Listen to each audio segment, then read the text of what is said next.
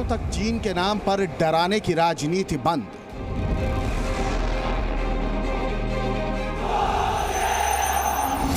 चीन पर भ्रम फैलाने की नीति अब बंद।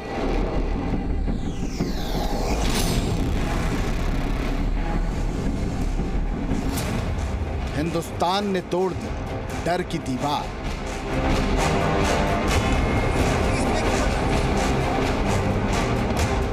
कई वर्षों तक देश को चीन की ताकत के बारे में बताकर डराया गया। देश को सालों तक इस भ्रम में रखा गया कि चीन हमसे ज्यादा ताकतवर है। हिंदी चीनी भाई भाई का नारा देकर चीन को खुश करने की कूटनीति अपनाई गई। लेकिन 2020 का हिंदुस्तान अब नए तेवर वाला है। अब देश ने डर की दीवार को ध्वस्त कर दिया है। अब हिंदुस्तान चीन से आंख झुकाकर नहीं बल्कि आंख में आंख डालकर बात करता है।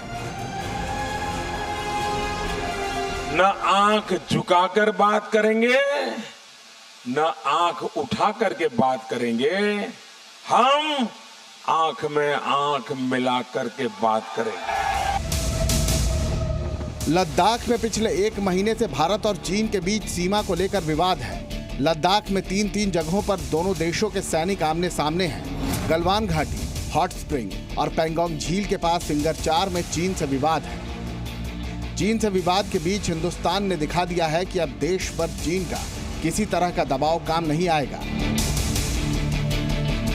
चीन को इस बात का एहसास डोकलाम विवाद के समय भी हो गया था, जब 2017 में 73 दिनों तक हिंदुस्तान की सेना चीन के सैनिकों के सामने डटी रही थी।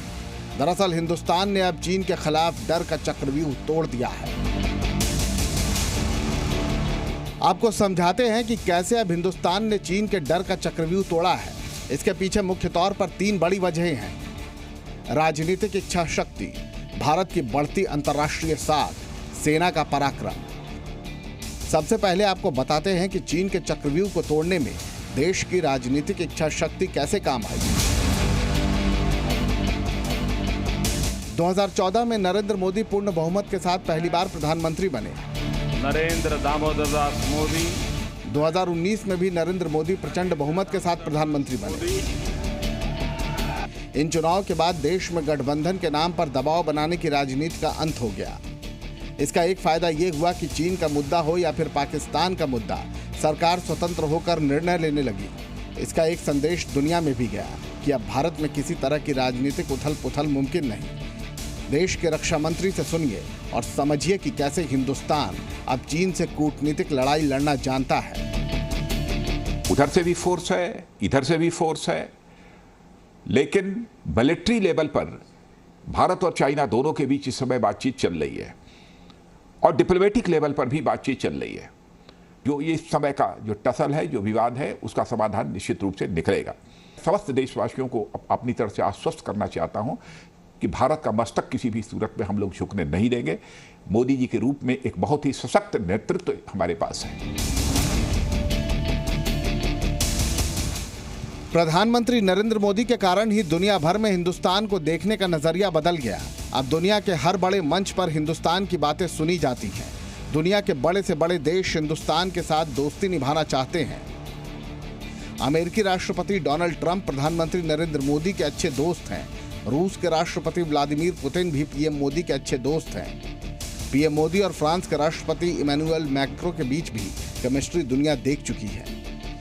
चीन को इस बात का एहसास हो चुका है कि नया हिंदुस्तान अब दुनिया में नई पहचान रखता है। विदेश मामलों के जानकार भी यही मानते हैं कि हिंदुस्तान चीन से कहीं आगे निकल चुका है।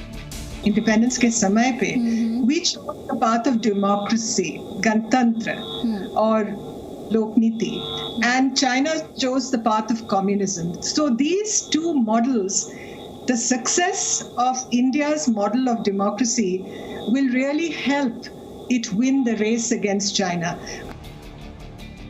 हिंदुस्तान की मजबूती का सबसे बड़ा संकेत है हिंदुस्तान की सेना।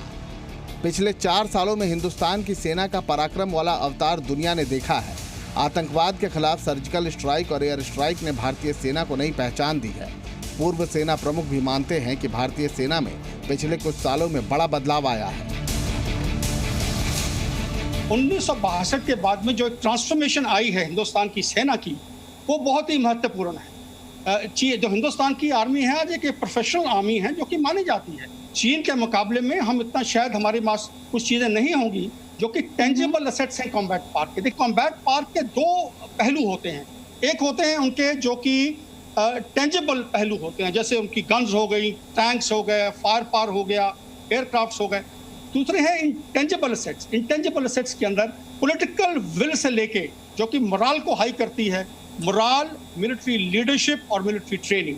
देखिए जो J&K की जो प्रॉक्सी वॉर के अंदर हमारे जो जवानों ने ट्रेनिंग ली है, मैं आपको ये बताना चाहता हूँ, वो आज किसी भी सेना के 10 जवानों के बराबर है हमारा एक जवान।